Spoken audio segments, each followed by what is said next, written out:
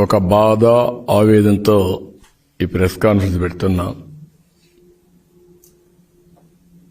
వ్యక్తులు ముఖ్యం కాదు, సమాజం శాశ్వతం.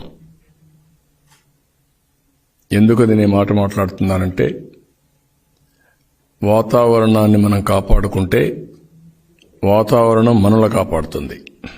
నేచర్ని మనందరం కాపాడుకోవలసిన బాధ్యత మనందరిపైన ఉంది. అందుకే వారసత్వంగా మీరు చూస్తే ఈ ఫారెస్ట్ అనేది మన జీవితానికి చాలా ముఖ్యం. ఎప్పుడో అశోకుడు చెట్లు నాటాడు, చెరువులు దువ్వారు అని మనం చెప్పుకుంటాం. ఆ చెట్లు నాటడం అనేది ప్రతి ఒక్కరు కూడా ఒక ఫ్యాషన్గా తీసుకోవాలి. అడవుల్ని కాపాడుకోవడం ప్రతి ఒక్కరి బాధ్యత. ఎంతో మంది కృషి చేశారు. గవర్నమెంట్ ఆఫ్ ఇండియా ఆ రోజు స్వాతంత్రం వచ్చినప్పుడు అడ్మినిస్ట్రేషన్ కోసం ఐఏఎస్ అని పెట్టారు, ఇండియన్ అడ్మినిస్ట్రేటివ్ సర్వీస్ అని పెట్టారు. లా అండ్ ఆర్డర్ మెయింటైన్ చేయడం కోసం ఇండియన్ పోలీస్ సర్వీస్ పెట్టారు. అడవుల్ని కాపాడడం కోసం ఇండియన్ ఫారెస్ట్ సర్వీస్ పెట్టారు. ఈ విషయం మనందరం గుర్తుపెట్టుకోవాల్సిన అవసరం ఉంది. ఏ రాష్ట్రానికి ఆ రాష్ట్రం ఇష్టానుసారంగా ఈ ఫారెస్ట్లన్నీ గాని నాశనం చేసేస్తే భావితరాలు ప్రమాదంలో పడతాయి.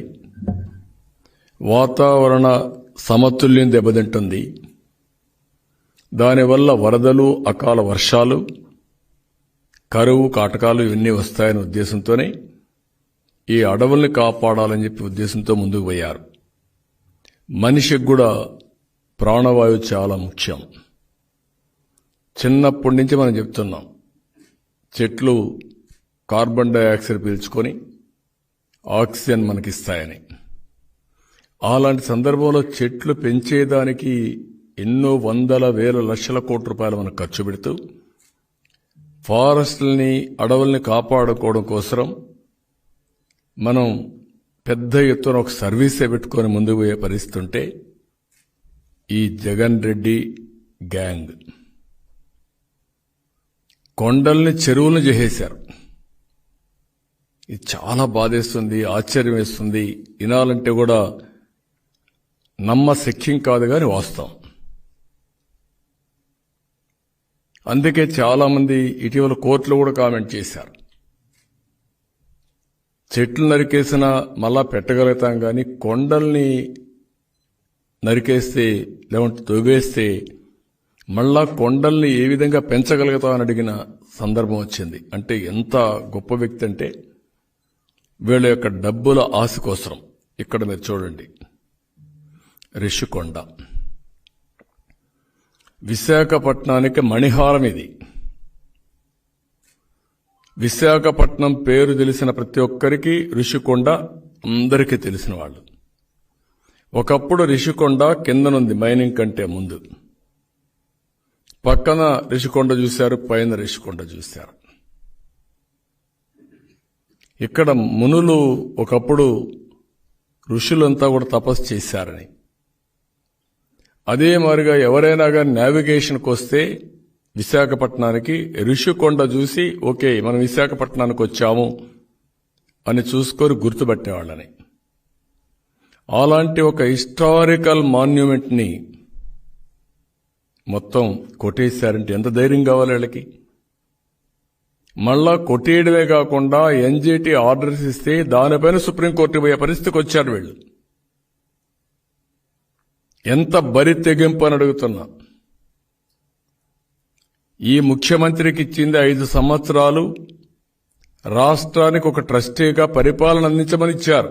ఈ మరి దోచుకోమని కాదు, ఈ విధంగా నాశనం చేయమని కాదు, ఇదే మారిగా వాతావరణంతో ఆడుకోమని కాదు. దీనికి సమాధానం చెప్పే ధైర్యం ఈ ముఖ్యమంత్రికి ఉందా అని అడుగుతున్నారు. ప్రజలందరూ ఆలోచించాలి. ఒక్క విశాఖపట్నం వాళ్ళదే కాదు ఇది సమస్య, రాష్ట్ర సమస్య, భావితరాల భవిష్యత్తుకు సంబంధించిన సమస్య. ఆవేదనతో చెప్తున్నా, బాధతో చెప్తున్నా, కోపంతో చెప్తున్నా. నేను అక్కడికి వెళతానంటే నన్ను ఎళ్లనీయకుండా అడ్డుకున్నారు. నేను అడుగుతున్నా వీళ్ళని, ఏ విధంగా మీరు అడ్డుకుంటారని. అంటే మీరు తప్పు చేశారు కాబట్టి, నేను వెళితే మీ తప్పు ప్రపంచానికి తెలుస్తుంది కాబట్టి నేను వెళ్లకుండా అడ్డుకునే పరిస్థితికి వచ్చారు మీరు. అంటే నేను వెళ్లకుండా అడ్డుకోవచ్చేమో గాని వాస్తవాన్ని మీరు రూపుమాపలేరు. ఆ విషయం గుర్తుపెట్టుకోవాల్సిందిగా గట్టిగా హెచ్చరిస్తున్నా. ఇలాంటి సంఘటనలు 75 నాకొచ్చిన సమాచారం ప్రకారం ఇంకా ఉన్నాయి. 75 సంఘటనలు వచ్చాయి. పెద్ద పెద్ద అడవులను నరికేసిన 75 సంఘటనలు ఇంకా భయంకరంగా తయారయ్యారు.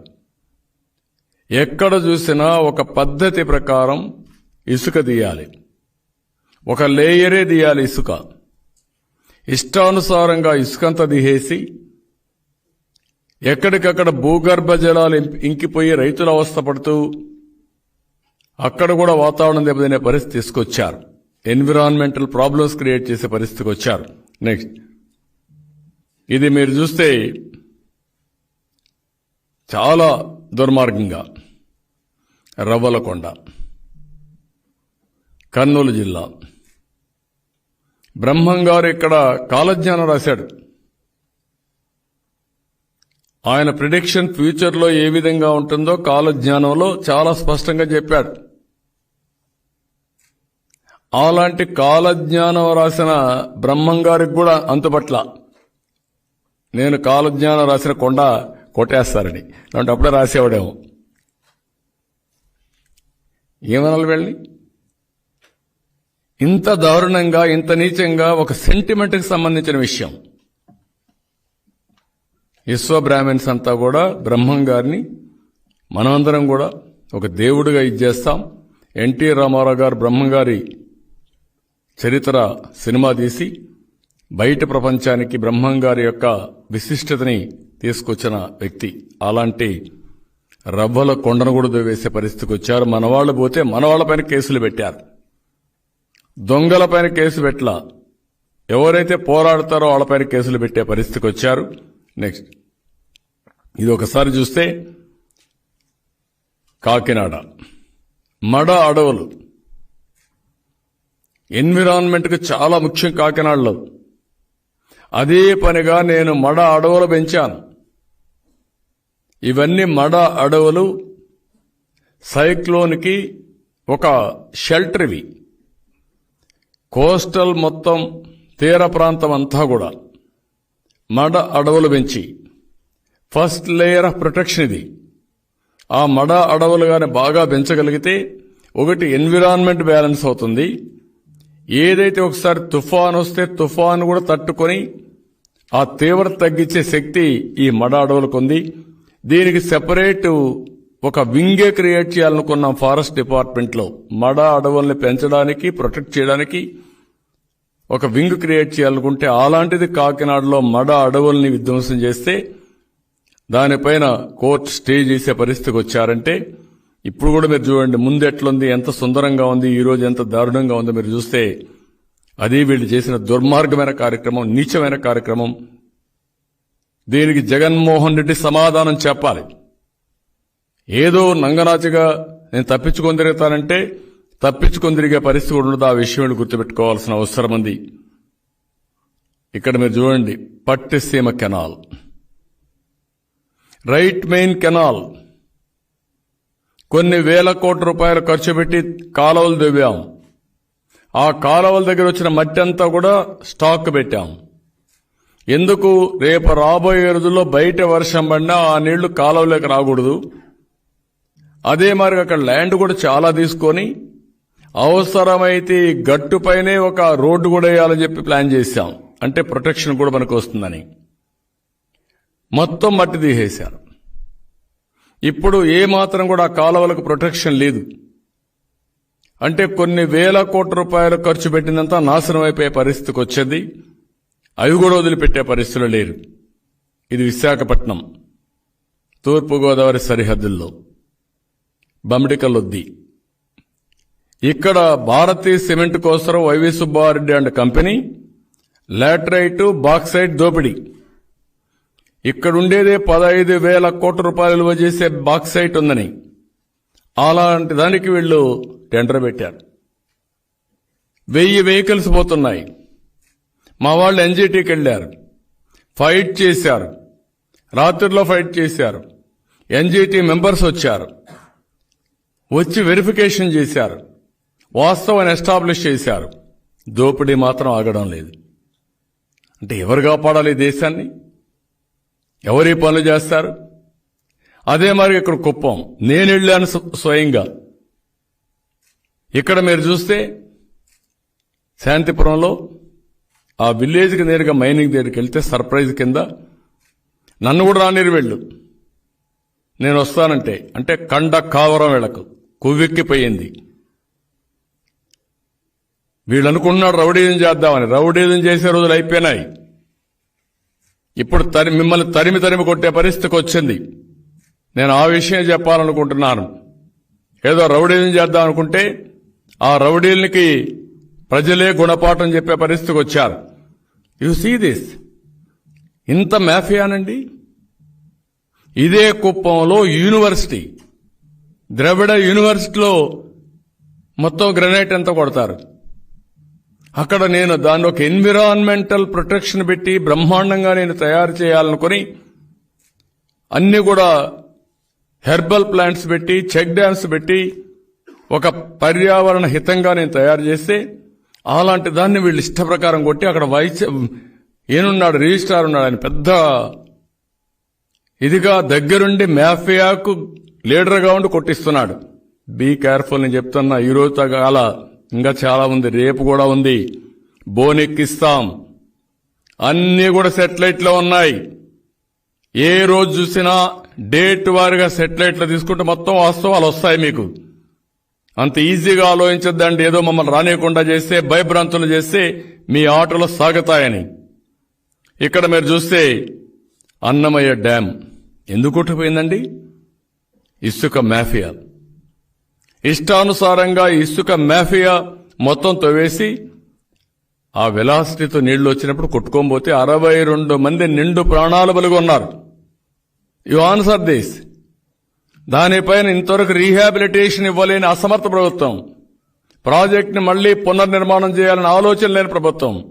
ఏమనాలి ఈ ప్రభుత్వాన్ని? ఇంకో పక్కన పొన్నూరు, అనమర్లపూడి, మొన్నే అక్కడ ఎమ్మెల్యే, మొన్నే 3-4 సార్లు పోయాడు నరేంద్ర ధూళిపాడ. పోరాడితే ధూళిపాడని అరెస్ట్ చేస్తారు, ఈ చెరువు దువ్విన వాడిని అరెస్ట్ చేయరు. కనపడలేదా మీకు అని అడుగుతున్నా, కన్నులున్నాయని అడుగుతున్నా. మీకు ప్రభుత్వ ఆస్తులను రక్షిస్తారా? ఇలాంటి మైనింగ్ మాఫియాకి అండగా ఉంటారా? దాసోహం చేస్తారా? మీరు చెప్పాల్సిన అవసరం ఉంది. ఇక్కడ చూస్తే చిత్తూరు, బండాపల్లి, ఆ కొండ చూడండి, ఇంకా 2 రోజులుగా చెరువు అవుతుంది. ఈ పక్క చూడండి కాకినాడ, చంద్రశేఖర్ రెడ్డి అక్రమ మైనింగ్ పెద్దాపురంలో ఎంత కొట్టారు చూడండి. అంత కొండ కొట్టేసి ఈరోజు దాన్ని చెరువు చేస్తున్నారు. ఎంత దుర్మార్గం అంటే ఇది. ప్రజల్లో కూడా ఆలోచన. చిన్నప్పుడు చూశాను కొంతమంది సోషల్ యాక్టివిస్టులు. చిన్నప్పుడు చూస్తే మా ఊర్లో ఒక ఆయన ఉండేవాడు, కేశవనాయుడు గారిని ఒక ఆయన ఉండేవాడు. ఆయన ఎవరైనా అడవిలోకి పోయి చెట్లు కొడతా ఉన్నా, లేకపోతే అడవిని ధ్వంసం చేస్తా ఉంటే, మేము స్టూడెంట్స్ గా ఉంటే మమ్మల్ని పిలిచి మా దగ్గర పిటిషన్ పెట్టించేవాళ్ళు. నేను పెడతా ఉంటే వీళ్ళు సరిగ్గా యాక్షన్ తీసుకోవడం లేదు, మీరు పెట్టండి అని ఆయనే రాసి మా దగ్గర పెట్టించేవాళ్ళు. అలాంటి సోషల్ యాక్టివిస్టులు పనిచేశారు. ఇలాంటి ప్రభుత్వాలు, దున్నపోత మీద వర్షం పడినా లెక్కలేని ప్రభుత్వాలు తయారైపోయినాయి. ఈ ముఖ్యమంత్రి తయారయ్యే పరిస్థితికి వచ్చాడు. ఈరోజు ఇచ్చాపురంలో మీరు చూడండి ఎంత దారుణం అంటే, ఒక కొండ కొట్టేశారు. కృష్ణా జిల్లాలో కొండపావులూరు రోజుకు 300 టిప్పర్లు వెళ్ళిపోతున్నాయి. ఏమనాలి వెళ్ళని అడుగుతున్నా నేను. కడప చలమారెడ్డిపల్లి కొండను మాయం చేసేశారు, మొత్తం కొట్టేశారు. ఈస్ట్ గోదావరి జిల్లాలో మీరు చూడండి వేమగిరి కొండలు చూడండి, చెరువు అయింది.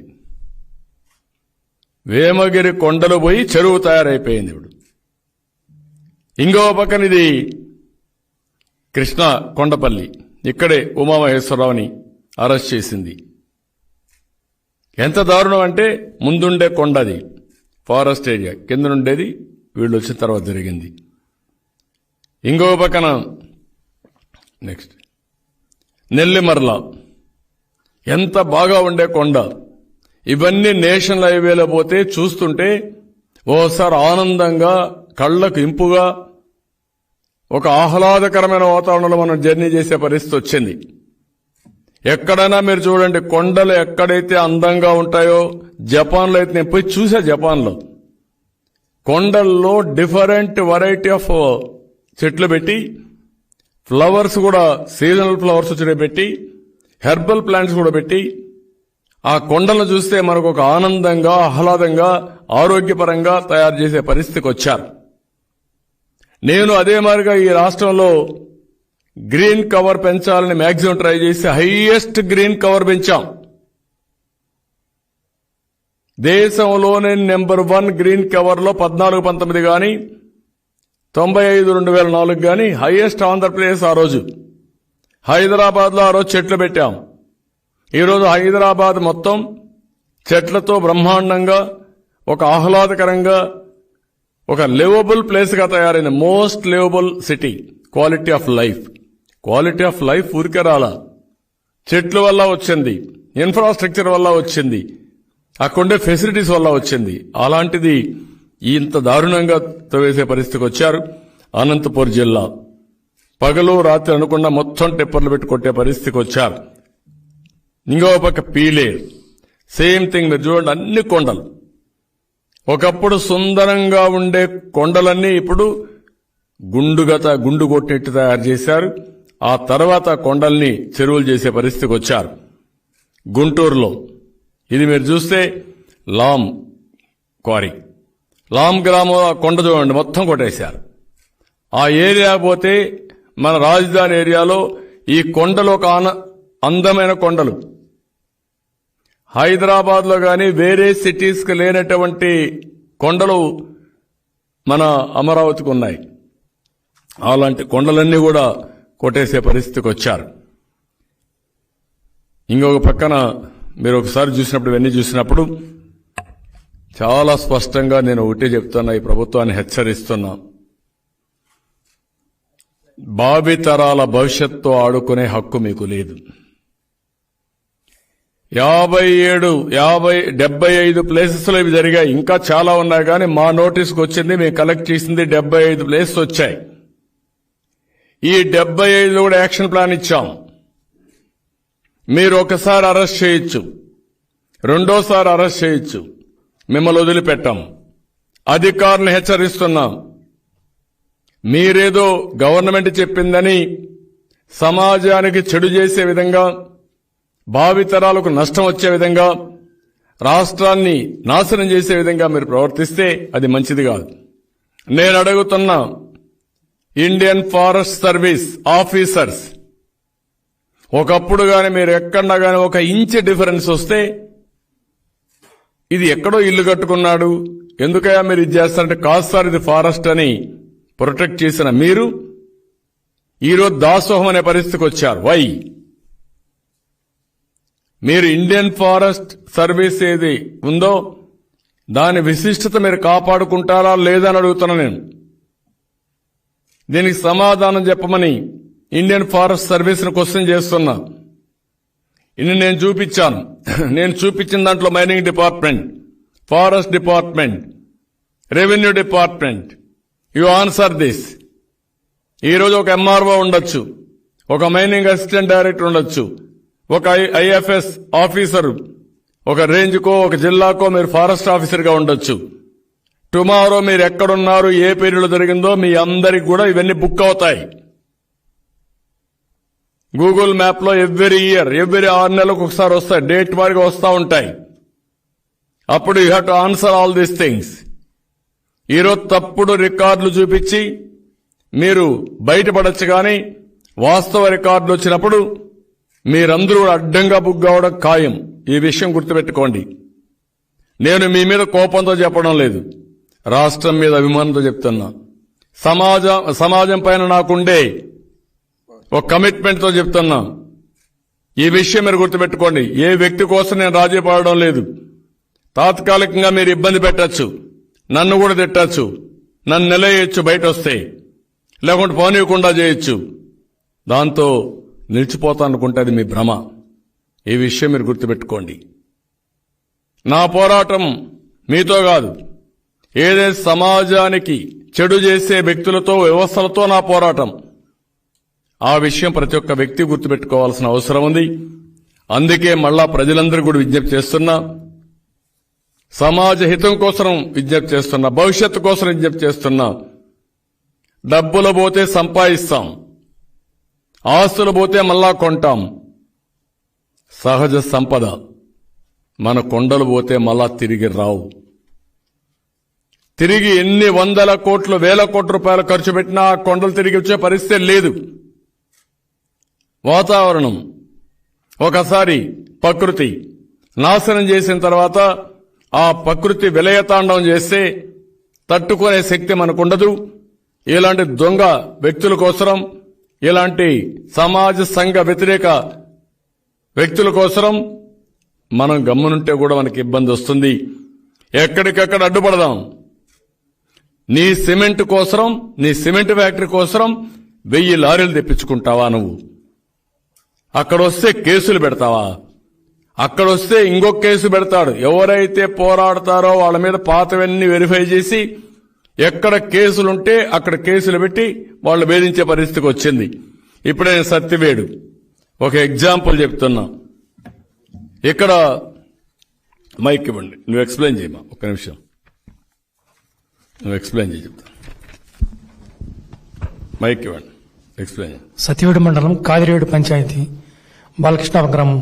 ఇరువురు మధ్యలో అక్రమంగా క్వారీ తోలుతున్నారని అడిగాను సుధీర్ అనేటువంటి వ్యక్తిని. నాకు పర్మిషన్ ఉంది, నేను తోలుకుంటాను, మీకు చాదరి చేసుకో అని చెప్పారు. నేను హైకోర్టుని మా ఇన్ఛార్జ్ జడి రాజాగారి దగ్గర కలిసి రిట్ పిటిషన్ వేశాము.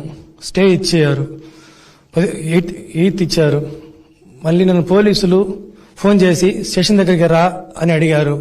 మీరు ఎఫ్ఐఆర్ కట్టుకోండి, ఎప్పుడు వస్తానని చెప్పాను. అప్పుడు మన పార్టీ కొన్ని వ్యక్తులు వైకాపాలు కోవట్టై నా మీద తప్పుడు కేసు కట్టించారు. నాకు ప్రాణహాని ఉంది, అడిగితే మేము పెద్దిరెడ్డి మనుషులు అని చెప్తున్నారు. ఇక్కడ మీరు చూస్తే ఇతని మీద కావాలని బెదిరించి కేసులు పెట్టే పరిస్థితికి వచ్చి, ఇతన్ని ఎవరైతే విజిల్ బ్లోవర్ కింద అక్కడ జరిగే దానిపైన పోరాడుతూ ఉండి కోర్టుకు కూడా వెళ్లి ఫైట్ చేస్తూ ఉంటే అతనిపైన కేసు పెట్టి వేధించే పరిస్థితి, అక్కడ ఒకరిద్దరు తెలుగుదేశం వాళ్ళు కూడా మ్యానిపులేట్ చేసే పరిస్థితికి వచ్చారు. I'm very clear, Telugu Desam party వాళ్ళు ఎవరు కూడా నిజమైన కార్యకర్తలు పోవడానికి వీల్లేదు. అదే మాదిరిగా అక్కడ ఎవరైతే మంత్రి ఉన్నాడు, మైనింగ్ మినిస్టర్ ఉన్నాడు, ఇష్టానుసారంగా జిల్లా అంతా దోచుకునే పరిస్థితి వచ్చాడు. నేను చూపించాను. బండపల్లి, చిత్తూరు, పీలేర్, కుప్పం, సత్యవేడు, ఎవ్రీవేర్ దోపిడీ చేసే పరిస్థితికి వచ్చారు.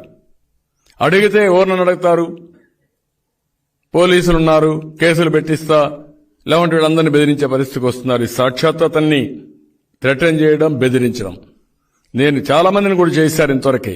మళ్ళా హెచ్చరిస్తున్నా, మీరు ఇదే పందాలో గాని ముందుకు పోతే మీకు చాలా తీవ్రంగా పరిణామాలుంటాయి. ఇప్పటికే మీ పని అయిపోయింది. ఈరోజు సర్వేలో కూడా చెప్పారు, చూశారు. 20వ ప్లేస్కి వెళ్ళాడు ఈయన. ఈ ముఖ్యమంత్రి 20వ స్థానంలోకి వెళ్ళాడు. ఇప్పుడు కంపరం పుట్టింది. ఇంకా దోపిడీకి అడ్డం వస్తున్నాను, మా మీద పడిపోతున్నాడు. మా మీద తప్పుడు కేసులు పెట్టి మమ్మల్ని వేధించి ఆ దోపిడీ యథాతథంగా కొనసాగించాలని ఈ రోజే మా వాళ్ళు చెప్పారు. మద్యం కూడా.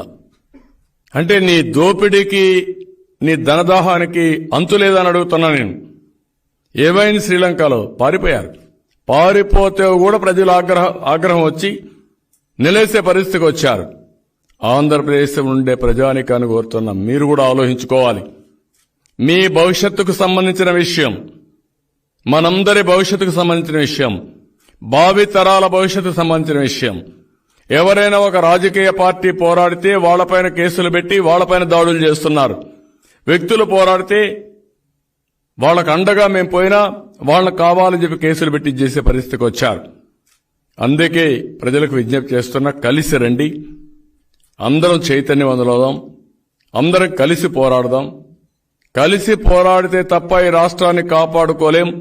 ఆ విషయం గుర్తుపెట్టుకోవాల్సిందే ప్రజలందరికీ విజ్ఞప్తి చేస్తూ మరొక్కసారి నేను అడుగుతున్నా, ఈరోజు మైనింగ్ డిపార్ట్మెంట్, ఫారెస్ట్ డిపార్ట్మెంట్, అదే మరిగా revenue department can answer this, chief secretary can answer, your all India officer. నేను సాక్ష్యాధారాలు పెట్టాను. నేను అవసరమైతే ఇవన్నీ ప్రూవ్ చేస్తా, గూగుల్ మ్యాప్ లో ప్రూవ్ చేస్తా. ధైర్యం ఉంటే యాక్షన్ తీసుకుంటారా లేదని సవాల్ విసురుతున్నా. మీరు గాని యాక్షన్ తీసుకోవచ్చు, చరిత్రహీనులుగా మిగిలిపోతారు. ఆ విషయం కూడా మీరు గుర్తుపెట్టుకోవాల్సిందిగా మరొక్కసారి హెచ్చరిస్తూ, ఈరోజు ప్రభుత్వాన్ని కూడా హెచ్చరిస్తున్నా, మీ ఆటలు సాగనీయం.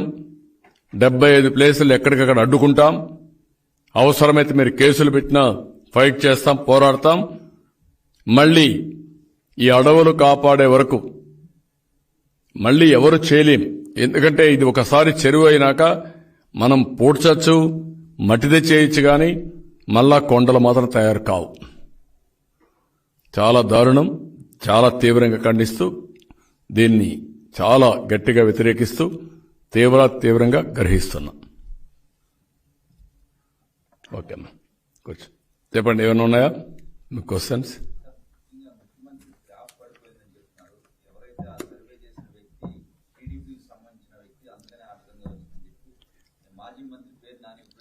అదే కదా వచ్చింది. ఎవడు ఏం చేసినా ఇప్పుడు కొండలు కూడా దువ్వేసిన మేమే కదా. రేపు ఆ మాట చెప్తాడు, కొండలు కూడా మీరే దువ్వేశారంటాడు. అలాంటి చౌకబారు రాజకీయాలు చేస్తున్నారు. వాళ్ళు ఆల్ ఇండియా లెవెల్ చేశారు. ఆల్ ఇండియా లెవెల్లో చేసి ఏ జరిగినా దానికి మేమే కారణం. మీకే వచ్చాయి రిపోర్ట్లు, మీ గ్రాఫ్ పడిపోయిందని, నీకే వస్తున్నాయి, ఎక్కడ పబ్లిక్ రావడం లేదని. ఏమైనా నీ గడప గడపకు మన ప్రభుత్వం ఎత్తిపోయిందా లేదా? నిలదీశారా లేదా? ఏమైంది? మీ ప్లేనరీస్ అన్ని కుర్చీలు పైకి వెలిగాయి, వెలవెలబోయినాయి. ఈరోజు మా మీటింగ్కి రావద్దని మీరు ప్రయత్నాలు చేశారు, బస్సులు కూడా రానివ్వకుండా చేశారు. నేను అడుగుతున్నా, ఇక్కడ మీటింగ్కి ఎన్ని బస్సులు వచ్చాయండి? ఎవడ బస్సు అమ్మండి? ప్రైవేట్ బస్సులు రాలా? స్కూల్ బస్సులు రాలా? ఎవరిది ఆ డబ్బులు? ఎవడిచ్చాడు నీకు అధికారం? I'm challenging. రెండోది, ఆర్టీసీ బస్సులు తెచ్చుకున్నావు, కొన్ని వందల కోట్ల రూపాయలు నష్టం వచ్చేలా చేశావు, ప్రజలకు ఇన్కన్వీనియన్స్ కలిగించావు. మేము డబ్బులు పెడతానంటే ఎందుకు ఇవ్వలేదండి? నీకొక రూలా, మాకొక రూలా? ఒకవేళ నువ్వు తెచ్చుకుంటే మాకు కూడా ఆ మనుషుల్ని ఆ బస్సుల్లోనే మాకు కూడా తీసుకురావాలి కదా. నువ్వు 3 ఏళ్ల ముఖ్యమంత్రివి, 3 ఏళ్ల అధికారం ఉన్న పార్టీ, 22 సంవత్సరాల అధికారంలో ఉన్న పార్టీ ఇది. ఐఎమ్ ఆస్కింగ్ యూ, ఒంగోలులో మేము మీటింగ్ పెడతామంటే గ్రౌండ్ ఇవ్వవా? నువ్వు ఎక్కడ పోయినా మీటింగ్లు పెడతా, గ్రౌండ్ ఇవ్వవా? మీరేం చేశారు గ్రౌండ్కి? 2 రోజులు యూనివర్సిటీని ఎగ్జామ్స్ అన్ని కూడా పోస్ట్ పోన్ చేస్తారా? మీరు క్యాన్సిల్ చేస్తారా? యూనివర్సిటీ క్లోజ్ చేస్తారా? మీరు మొత్తం రాష్ట్రంలో కాలేజీలు, స్కూల్స్ అన్ని క్లోజ్ చేస్తారా? మీరు బస్సులు లేవని మొత్తం మీ సేవలో వచ్చి పనిచేస్తారా? ఆఫీసర్లు అక్కడికి భోజనాలు, గీజనాలు అన్ని, వంట, వార్పిడి అంతా విడి చేస్తారా? వచ్చి ఏమనుకుంటున్నారు మీరు? బుల్డ్రౌజర్స్, లెవలింగ్, ఎవరికి తెలియదని ఇవన్నీ. అందుకే అడుగుతున్న, రాజకీయాల్లో విలువలుంటాయి. అధికార దుర్వినియోగానికి పరాకాష్ట. మీరు గుర్తుపెట్టుకోండి. వేరే పార్టీలపైన దాడులు చేసి 24 గంటలు మాట్లాడితే మీకు అప్పర్ హ్యాండ్ వస్తుంది అనుకుంటే అది జరగదు. అది గుర్తుపెట్టుకోవాల్సిందిగా హెచ్చరిస్తున్నా.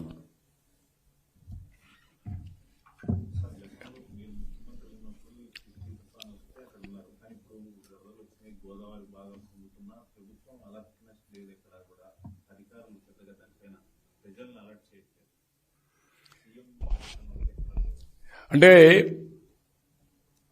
బాధ్యత తీసుకున్నవాడికి ఎంతైనా పని ఉంటుంది. బాధ్యతారాహిత్యంగా ప్రవర్తించే వ్యక్తి ఏది లెక్క పెట్టుకోరు.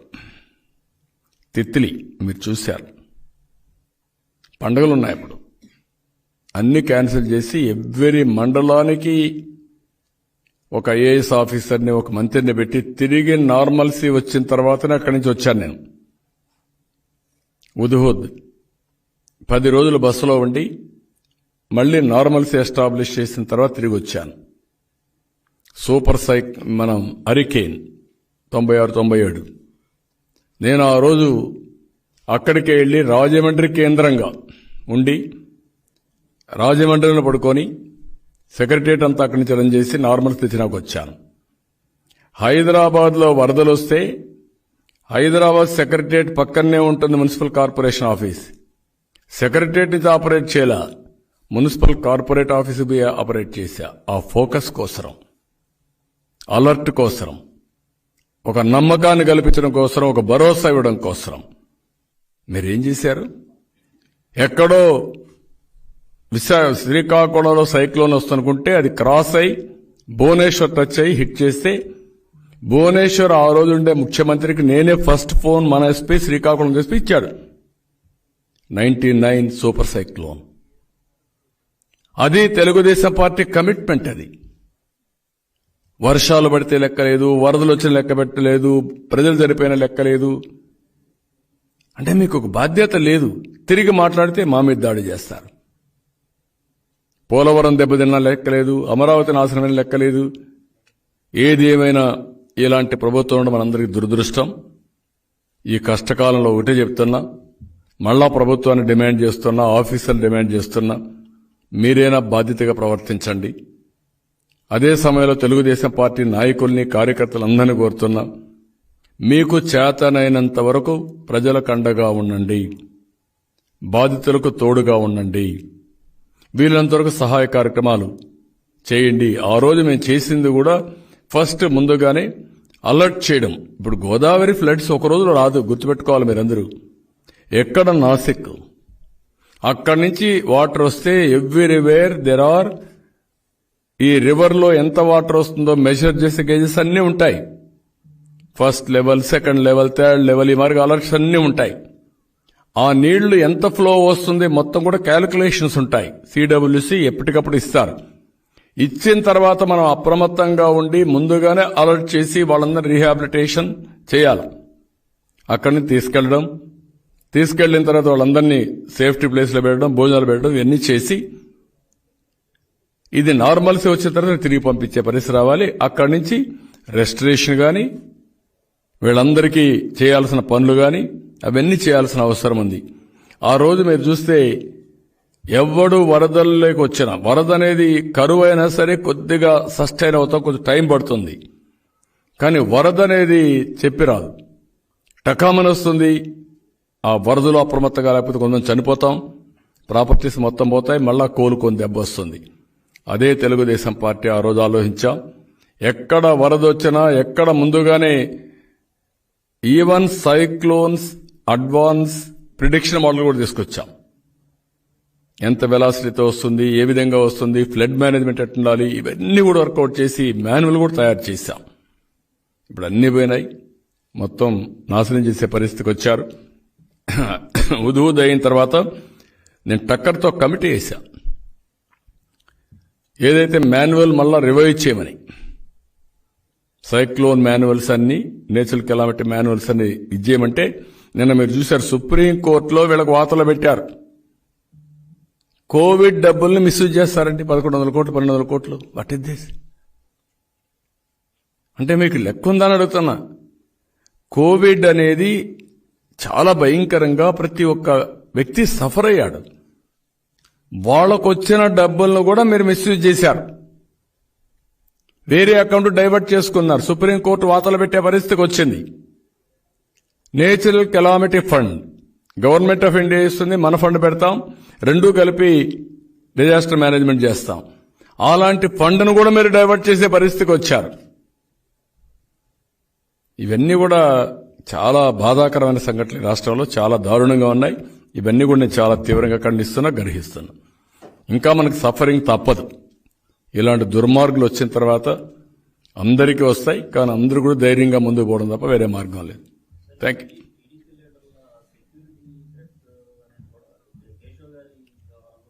ఒక్కరిది కాదు, అందరిది ఇన్వాల్వ్ అయ్యారు కదా. నా సెక్యూరిటీనిచ్చే ప్రారంభించారు కదా. ఆల్ ఎమ్మెల్యేస్ కూడా సెక్యూరిటీ తీసేశారు కదా, నిన్న కేసులు కూడా తీసేశారు కదా. అంటే మీకు లెక్కలేని తన మారిగా అయిపోయింది. అందుకే ప్రజలందరూ గుర్తుపెట్టుకోవాలి, వీళ్లకు మామూలు వ్యక్తులు మళ్ళా వాళ్ళకి బుల్లెట్ ప్రూఫ్ కార్లు, పెద్ద హంగామా. ముఖ్యమంత్రి మాత్రం ఎక్కడ పోయినా పరదాలు, ఎక్కడ పోయినా ఐరన్ గేట్స్. మీరు చూడండి, ఎక్కడ మనం పులివెందలు పోయినా పరదాలు, పెద్ద ఎత్తున బ్యారికేడింగ్, ఐరన్ బ్యారికేడింగ్. ఆ పరిస్థితికి వచ్చేశారు. ఇంకా కొన్ని రోజులు పోతే ఇంట్లో నుంచి బయట రాకుండా ఉండి ఈ పనులు చేస్తున్నావు. రేపు రాబోయే రోజులు ఇంకా భయంకరమైన పరిస్థితులు వస్తాయి ప్రజల్లో. అప్పుడు ఇంట్లో నుంచి బయట వచ్చే పరిస్థితి ఉండదు, కారు కూడా బయట పెట్టరు. ఇంకా ఆ పరిస్థితి తొందరగా వస్తుంది ఇలాంటి చెడ్డ పనులు చేస్తే, తప్పుడు పనులు చేస్తే. థ్యాంక్ యూ అనండి.